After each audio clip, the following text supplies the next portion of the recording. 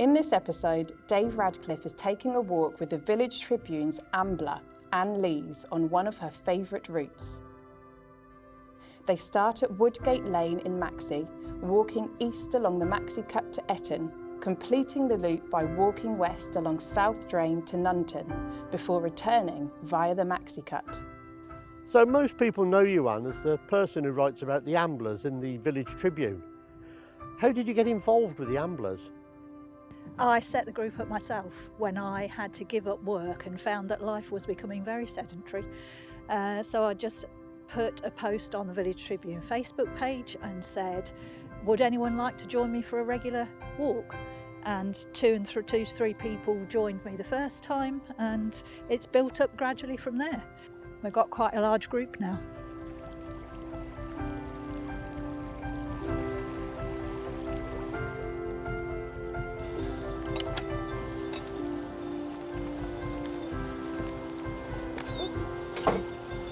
Have you walked this route before, Anne? Yes, we've walked this route a few times. Humans seem to have an affinity with water, and we always love the open views here. And it can be quite isolated and really peaceful despite the working quarry nearby. When I got married in the 1980s, photography became a shared interest. We invested in a 35mm film SLR camera, at one point setting up a darkroom in the bedroom cupboard, and I attended a photography evening class. So this way. I suppose my interest in photography began with my dad, who, like many of his generation, had a basic camera to take the family snaps on holidays and special occasions. I remember when I was a child, an ice cream company invited us to save our lolly sticks to be sent off and exchanged for a single-use camera, and Dad encouraged us to do it. I was so excited. I remember trying to think what I would choose to take photos of and being very keen to get started, but I have no memory of the results. This is another highlight of the walk, Dave. Historic carving and marks on the bridge. So, do you know any history of these carvings?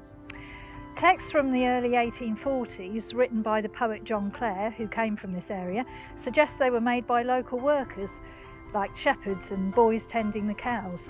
And some of them have got dots in the sole, and some are just plain. So it seems to depict hobnails. They're quite square-ended though, aren't they? Yes. One of the resident artists at the Langdyke Countryside Trust has tried to preserve them for posterity by taking rubbings, but they're too weathered. It's sad to think that they'll slowly fade, as they're a treat to see. Shall we continue along South Drain? Can I ask you a bit more about your photography, Anne? Two questions really. What is your favourite subject, if you have one? And what's your favourite time of year? Nature's definitely my favourite subject. Birds, if they keep still long enough. Close-ups of plants and insects, and sweeping sky and landscapes. I love patterns and details too, so there's always something of interest to find outdoors all year round. I don't really have a favourite time of year, although spring's always welcome because it brings everything back to life. I mentioned earlier that I attended a photography evening class many years ago. I really enjoyed the challenge of the projects we were set, as it made me think more about choices and possibilities.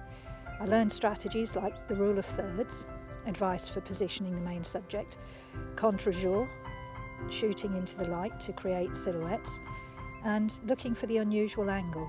For instance, getting down low to change perspective. Is it true that all the photos that you share on the Village Tribune you capture with your mobile phone? Yes, it is. I find camera equipment too heavy to carry these days.